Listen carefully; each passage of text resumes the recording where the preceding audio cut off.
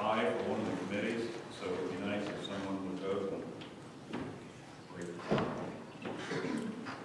Valentine's banquet sign up back there. I'm looking forward to that. I'm wondering how we're going to get made fun of this year.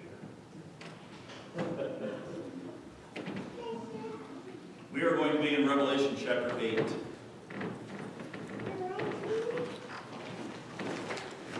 In Revelation chapter 8, it's a very interesting passage because he has been opening the seals to this scroll, and there has been a lot of buildup and excitement. There's been a lot of clamor in heaven. We've seen the throne, we've seen the folks that are around the throne, the description of the rainbow and the thunderings that come out of the throne. We've watched several different groups now worship God the Father and worship the Lamb.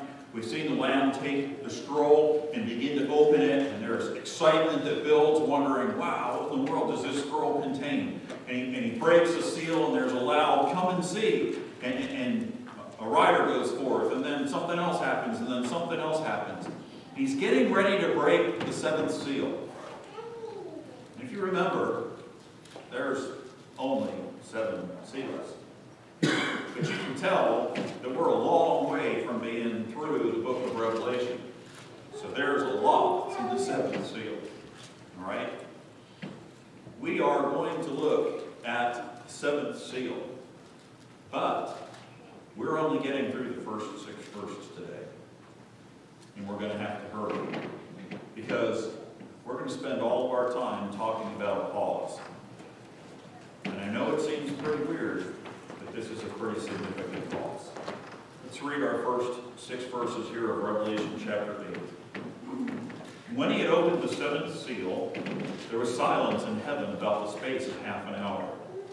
And I saw the 7 angels which stood before God, and to them were given 7 trumpets. And another angel came and stood at the altar, having a golden censer.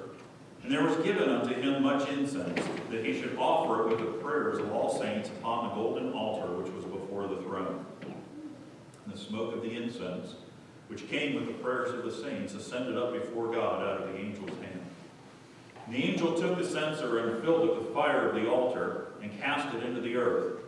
And there were voices and thunderings and lightnings and an earthquake. And the 7 angels which had the 7 trumpets prepared themselves to sound. Let's bow for a word of prayer.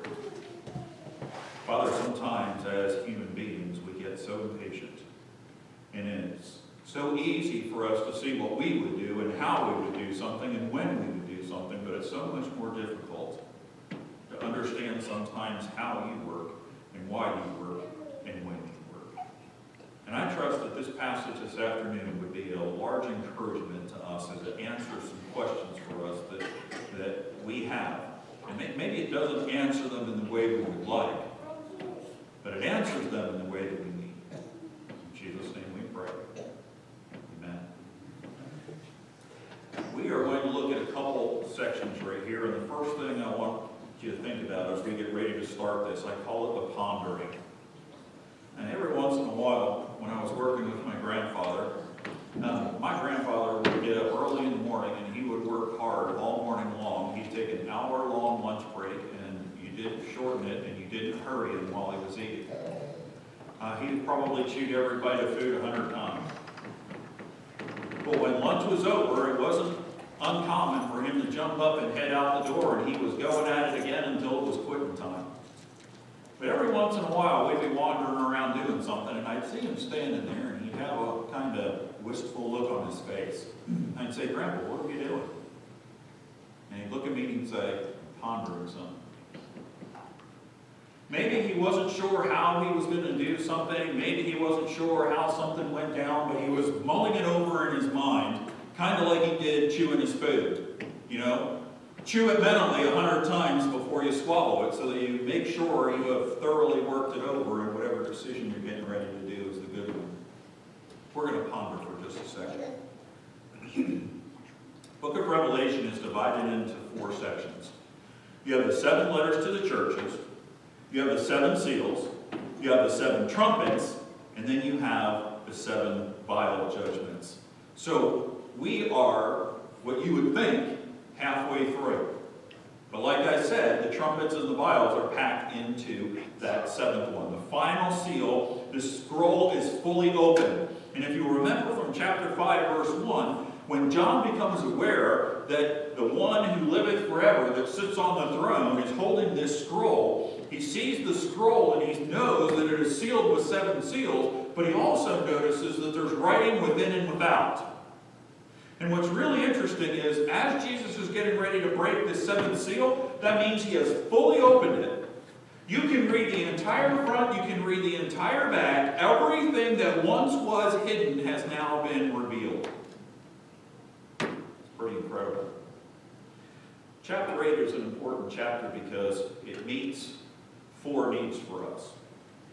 The first one, we need encouragement and a reminder to keep praying. Sometimes we get discouraged and we think, is anybody even listening anyway?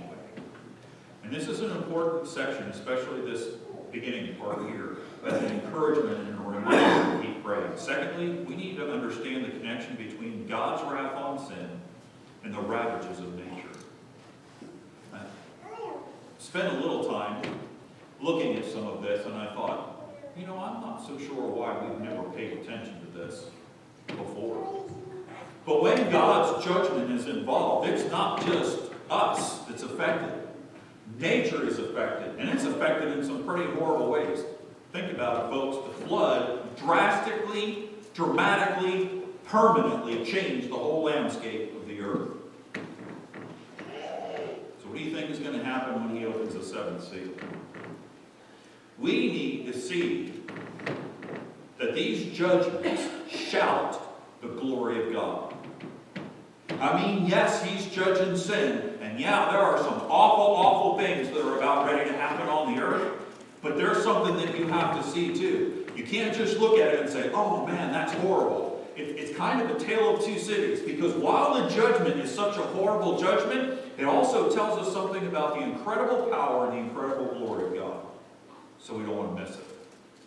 And fourthly, we need an answer to the question, how long?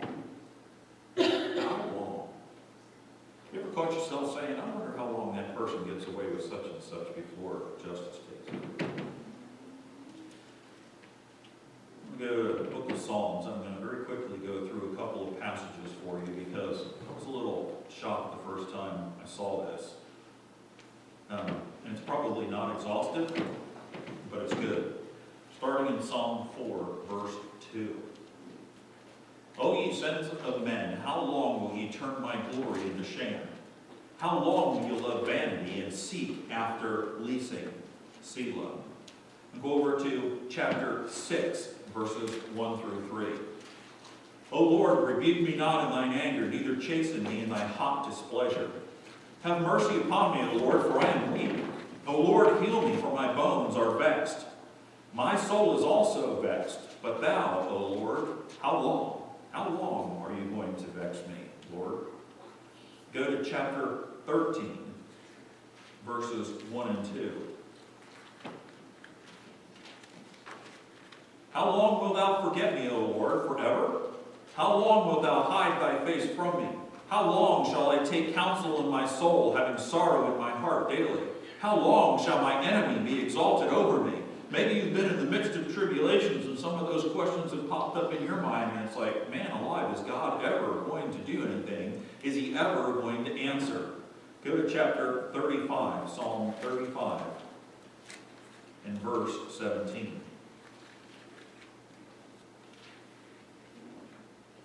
Lord, how long wilt thou look on? Rescue my soul from their destruction, my darling from the lions. Psalm 62, verse 3.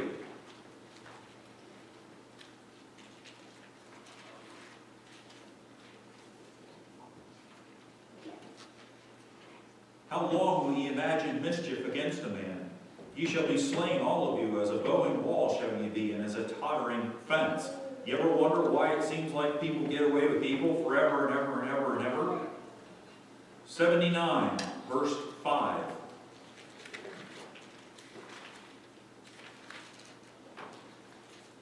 How long, Lord, wilt thou be angry forever?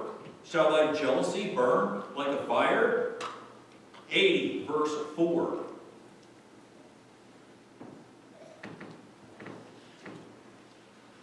O Lord God of hosts, how long wilt thou be angry against the prayer of thy people?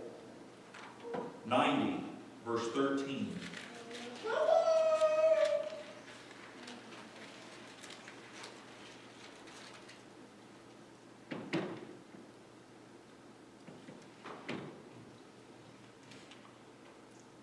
Return, O Lord, how long? And let it repent thee concerning thy servants. Listen, got about 7 or 8 or 9 more of them. You start to get the point?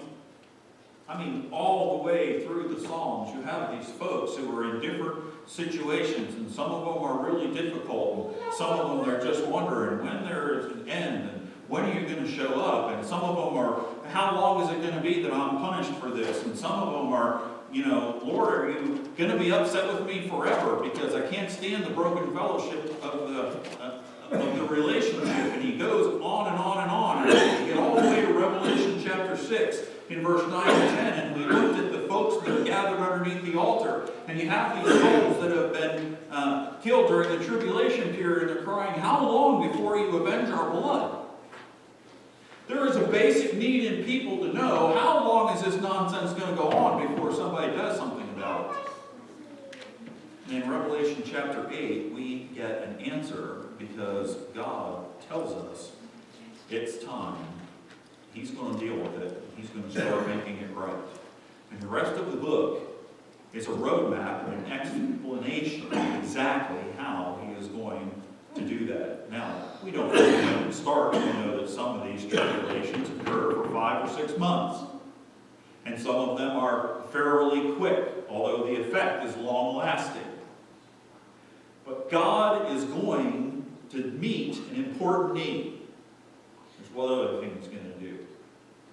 God answers the prayers of the saints by judging sin and hallowing his name. It's interesting to me because sitting there this morning and I was pondering this, and all of a sudden it dawned on me, in the book of Revelation, he is answering the whole world the exact same way he answered Job. Job doesn't know why he's dealing with all the problems, and he doesn't understand what's going on. Everybody's questioning his character and maligning his reputation, and then God shows up to give him an answer. And the only answer that he gives him is 4 chapters about judgment of sin and the glory of God. And when Job gets done looking at the glory of God, he says to himself, whoa, that's all right. I take it back. I don't need an answer because I know who has the answer, and that's good enough for me. Guess what? It's exactly what he's getting ready to do. And so we have this pause that happens in heaven, and there's silence. We're going to talk about that. Look at verse 1. When he opened the 7th seal, now, I don't know about you, but haven't you been programmed for something to happen? 6 times he's opened the seal. There's been a lot of noise in heaven. There's been the sound of thunder around the throne. There's been loud praise by the 4 beasts who are constantly flying and mulling about the throne and crying, holy, holy, holy, Lord God Almighty, day and night without ceasing. There's the 24 elders who are bowing down on their faces and praising him. The angels start joining in, and then everybody starts joining in. And then a chapter later, guess what? It happens all over again. I mean, there's like constant noise going on in heaven. He starts getting ready to open this, and you hear this voice like thunder that says, come and see when the first 4 seals are opened. Come and see. Bam, here goes a horse, and something horrible happens down on earth. And then you have the 5th seal, and the cries of these martyrs are coming out from underneath the altar. And John's like, man, I mean, it's happening all over the place. You get to the 6th seal, and this powerful, powerful earthquake breaks loose on earth. And for the first time, a lot of people on earth attribute everything to God instead of just maybe it's natural circumstances. And he's getting ready to open the 7th seal. Can you see what's happening? I mean, John's probably thinking, what in the world's going on after the earthquake? How many horses are coming out? Is lightning flying? Is what? Bam! He breaks the seal. The book falls completely open, and absolutely nothing happens. Nothing. That's it. I cross-referenced it everywhere. Here it is. In the Jewish time, you have watches that happen from sunrise to sunset. And so each of the watches is divided up. This is talking about a portion of a watch, literally, in their day or in our day, about a half an hour. We're talking about 30 minutes. That's it. You say 30 minutes isn't that big a deal. Listen, if you were sitting in the principal's office, and you had to sit there for 30 minutes in silence, wondering what was happening, would it be a big deal? You saw that lady's face sitting in the courtroom. Could you imagine if the whole court fell silent for 30 minutes when you walked up and sat down on that stand? John has seen all this thing happening all over the place, and God makes a big deal out of saying he opened the seventh seal. There's nobody hollering, come and see. There aren't any trumpets sounding yet. There's no thunder that flies out. You think, man, this is a huge, huge deal. Yeah, it's going to be a huge deal because we're talking about the coming of the day of the Lord. But before the coming of the day of the Lord, it says there is silence in heaven. The elders aren't saying the word. The beasts aren't saying the word. The folks under the altar aren't saying the word. The multitude of people clothed in white aren't praising and glorifying and worshiping. There is just silence. Why? Literally because I believe awestruck in anticipation. The scroll is fully open. The entire plan is visible. The last step, if you will, in the master plan to redeem the earth has been revealed. And I believe as that writing falls open for everybody to see, there is just awe at the majesty and the wonder of God himself. And I believe there's anticipation. Because in the first 5 seals, the action has been a little subdued. Yeah, it's pretty drastic stuff. The war and the famine and all the things that have been going on, they're fairly drastic. And this earthquake obviously was big enough that it caught folks' attention. But it's not anything like we're getting ready to talk about. The revelation of the wrath of God on sin is an awe-inspiring concept. We don't think about it a whole lot. We don't study it a whole lot. We don't even want to talk about it a whole lot. We would much rather talk about mercy, love, and grace than we would talk about his judgment on sin. When you think about Sodom and Gomorrah, it's one of those things that numbs the mind, and you have a hard time even wrapping your senses around what happened. It's anticipation of the day of the Lord. Psalm 76, verse 8 and 9, I don't have the time to turn there, talks about let the earth be silent before God. In Habakkuk 2:20, judgment's getting ready to happen, and it says the exact same thing. Let people be silent before the awesome glory of the God of Israel.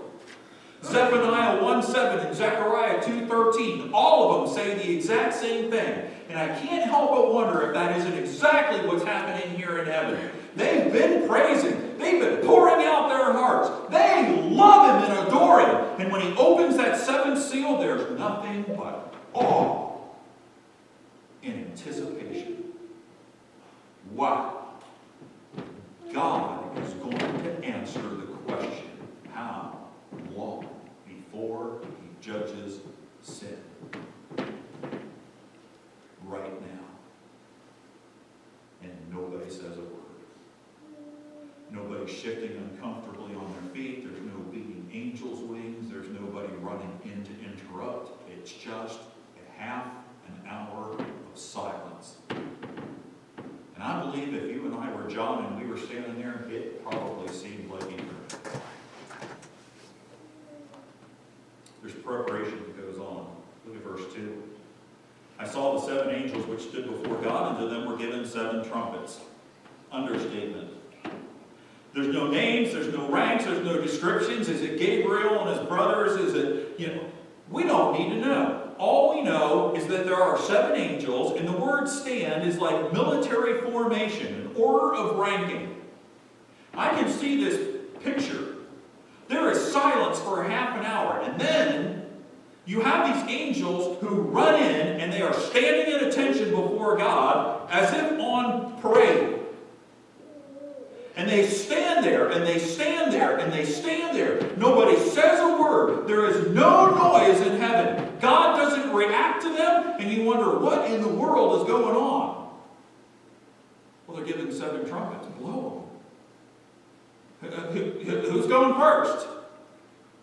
Are we going down the line this way, or are we going down the line this way? Is there silence? Can you imagine the anticipation?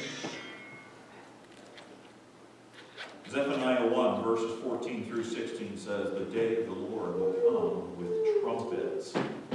In 1 Corinthians 15:52 and in 1 Thessalonians 4:16 it says, the trump will sound when the rapture occurs, when Jesus Christ comes for his own. So everybody knows something big is going to happen because the trumpeters of heaven are standing there awaiting.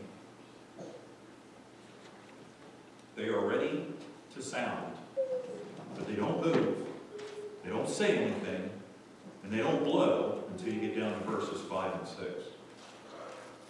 Prayer. Look at verse 3 and 4. We have this pondering. We have preparation. Now we have prayer, verses 3 and 4. Important section of the passage. Another angel. That means like the others. There's no more information. Some people say, well, I believe this was Jesus Christ. It's not Jesus Christ. The same terminology here says another angel, like the other angels. It's not Jesus, it's another angel that comes. And he stands at the altar having a golden censer, and there was given unto him much incense, that he should offer it with the prayers of all the saints upon the golden altar, which was before the throne. And the smoke of the incense, which came with the prayers of the saints, ascended up before God out of the angel's hand. Very important. He has this golden censer for offering incense. Very similar to what the priest would have done in the temple. One of the jobs, and you remember this from when Jesus was born, because one of the priests who was smoked dumb, he is a relative of Mary. He went into the temple, and it was his job to take coals of hot fire from the altar, and he would walk into the temple, and he would put them on the altar of incense, and he would sit there and burn the incense while the people were gathered outside. And the angel comes to him while he's in there and tells him about this child they're going to have, and he doesn't believe him because he's an older man, so he's struck dumb. He can't speak. When he comes out from doing his job and people start talking to him, they know that something happened in there because he can't speak. And he actually can't speak again until the baby is born. So for 9 months, he doesn't say a word. And they're arguing over what they're going to name the baby, and when they bring him to him and they ask him, and they're going to give him a piece of paper and something to write with, and they say, what is his name going to be? And he looks at the piece of paper, and for the first time he says, his name is John. John the Baptist. Symbolic of that. You remember in chapter 5, verse 8, we were told about the golden vials of odors, and in chapter 6, verse 9, we're familiar with the altar. But what's interesting here is it says much incense. And I looked at the wording of it because I thought, what's the big deal? Listen, we are talking about volume and intensity here. This angel doesn't walk up and just simply go through the motions. He walks over to the altar, he gets some coals, he puts them in his little censer, and while he's standing there, someone gives him much incense. So I thought, well, who in the world is giving this angel the incense? This phrase is used throughout the New Testament to talk about an action by God. And the conclusion that I have come to is God gives him this incense to burn. Now I want you to notice what happens when he does it. It says, the smoke of the incense which came, what's that word? With the prayers of the saints. Now here's the picture. You have the prayers of the saints. There is a multitude of prayers by tribulation saints. We have already seen a huge multitude of people who are gathered that have robes and palms, and they are praising Him that have already been slaughtered, and we're not even halfway through the tribulation period. There are thousands of people on earth that are being persecuted. You're going to see the beast come in. You're going to see awful stuff come in. It is not a good situation on earth from here on out. Nothing good about it. People are saying, how long before this Antichrist is dealt with? How long before this false prophet is dealt with? How long before you come back for us? How long before Jesus rules and reigns on the earth? When is sin going to be dealt with? And God takes His incense and He gives it to the angel. And the burning incense with the prayers of those saints ascends up as smoke before the face of God. Now it doesn't say that the smoke is the prayers of the saints. It says the smoke mingles with the prayers of the saints. Because I am convinced that this is symbolic of God's will mingling with man's prayer. God's the one who gives the incense, and as the angel burns it, He says, you've been begging me to work, I'm ready to work. And the way in which I work and what you've been praying for are going to come together, and they're going to do this incredible thing. And you're going to be amazed. And you're going to understand me in a way you've never understood me before. Now tell me, that isn't an incredible, incredible encouragement to pray. I've been praying for so-and-so for years and they haven't come to Jesus Christ. Don't quit. Don't quit. Maybe it hasn't happened on your timing, but it's certainly going to happen on His. They come up before God's face. He is paying attention to it. He doesn't turn a deaf ear to His saints. Once you see power, look in verse 5 and 6. Here you have this incredible picture. It's quiet in heaven. 7 angels standing there. They've been given trumpets, and they're standing there at attention. Probably have their trumpets down by their side or holding them in front of them. And another angel comes in, and he gets these coals from the altar, and he puts them in a golden censer, and God gives them this incense. He's standing there burning it, and the prayers of the saints and this incense are mingling before His face. Look at verse 5 and 6. And the angel took the censer and filled it with fire of the altar, and, local term, he heated it. I mean, everything, everybody's standing there in awe and amazement. And this angel's probably been looking dignified, and he's offering this, and God's paying attention to the prayers of His people, and He knows what He's going to accomplish. You have the open book laying there for people to see how and He is going to redeem the earth. And all of a sudden, the angel walks over there, he puts the fire in there, and then he heaves it, boom, at the earth. Can you imagine the shock?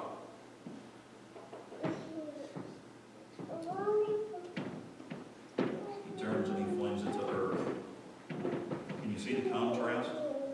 You were expecting something like this to happen as soon as the seal was opened. And God gives us the contrast of silence for a half an hour.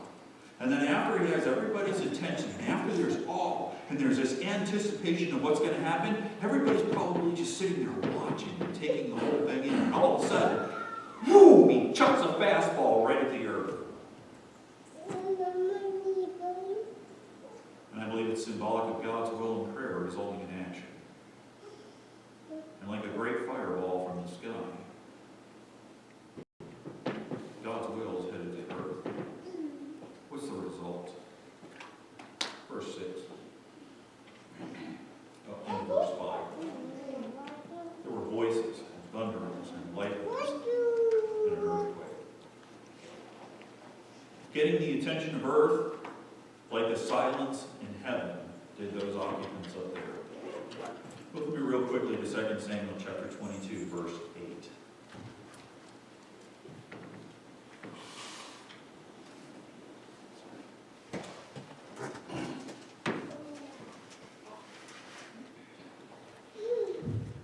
What happens when God shows up? 2 Samuel 22, 8, it says, Then the earth shook and trembled. The foundations of heaven moved and shook because He was wroth. You remember when they were told to gather around Sinai? And you can imagine the anticipation. There were probably people who really wanted to be in the front row. And I don't know if they did shorty kids in the front, and, I don't know how they did it. But you got everybody gathered there, and there's a huge mob of people gathered around. And if it's like anything else, the ones in the back are pushing and trying to see. And so, they're getting closer and closer to the mountain. But the warning was, don't touch the mountain. Moses is getting ready to go up, and all of a sudden, God descends on Mount Sinai, and the whole top of the mountain is black with smoke. Fierce lightning and thundering shows up. Massive earthquake. These folks were so scared to death they wanted to flee. That's what happens when God shows up. And when the angel casts this censer down there, you have these voices. What voices? I don't know. It doesn't tell us. It just says there's voices, and there's thunderings, and there's all this noise and commotion that goes on, and there's just been silence for a half an hour. Go to Acts chapter 4, verse 31. When God's presence is around, the earth trembles. Acts chapter 4, verse 31. Interesting passage. And when they had prayed, the place was shaken where they were assembled together, and they were all filled with the Holy Ghost, and they spake the word of God with boldness. When God shows up, the place shakes. Revelation chapter 16, verse 8. Actually, verse 18.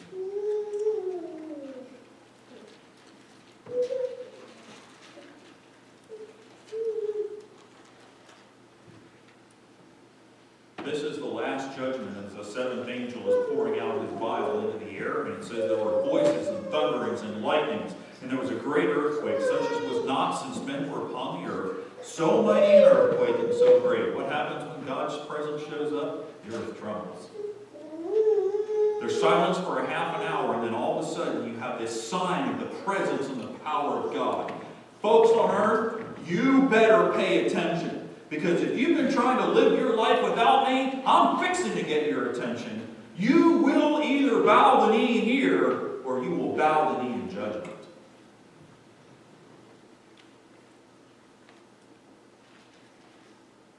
And if you go back, it says, then the angels lifted the trumpets to sound. Oh my goodness. I can't hardly imagine the anticipation that's going on.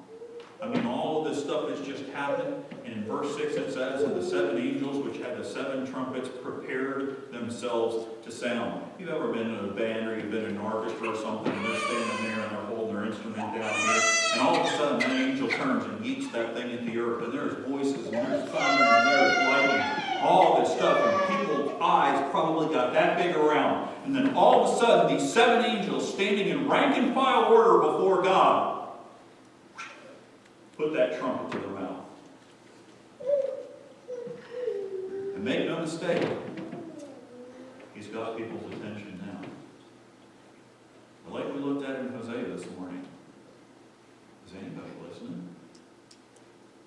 Because as we start listening to the trumpet sound, and then when the seventh trumpet sounds, we're going to see the seven judgments poured out. Horrible, horrible, horrible judgments. And yeah, you have people that are coming to repentance. But it always amazes me how much God has to say about the hardness of the human heart. They absolutely will not turn to Him and will not bow the knee. Here are the seven angels, and they're standing at attention, and they lift the trumpets to their mouth, and they're ready to blow. Sorry, but you're going to have to wait in anticipation. Because there's going to be silence for about 2 weeks while I'm gone. But in 2 weeks, we'll be back. And an angel's going to blow the trumpet. And God's plan is going to unfold. He's going to answer the question. How long? How long? Turn with me, if you will, to 1 Corinthians chapter 11.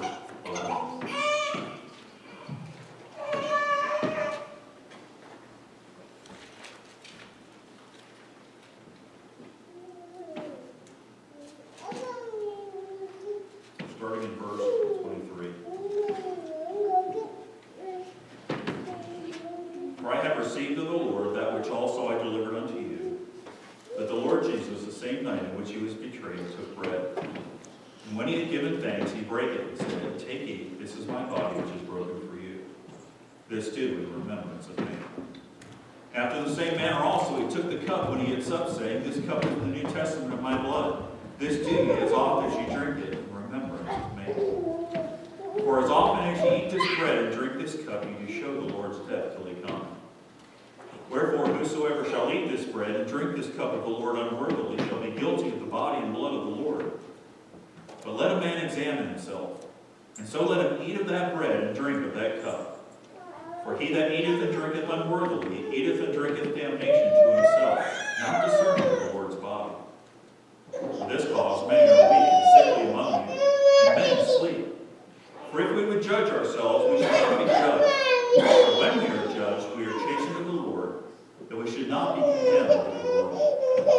Wherefore, my brethren, when ye come together to eat, tarry one for another. And if any man hunger, let him eat at home, that ye come not together under condemnation. And the rest will I set in order when I come. And I ask you men to come and prepare our table. As always, I want you to be examining yourself, but I also want you to remember, this do in remembrance of me. What do you remember about him? Is he just the Lamb that was crucified? Or is he the Lamb that we're seeing revealed in the book of Revelation also?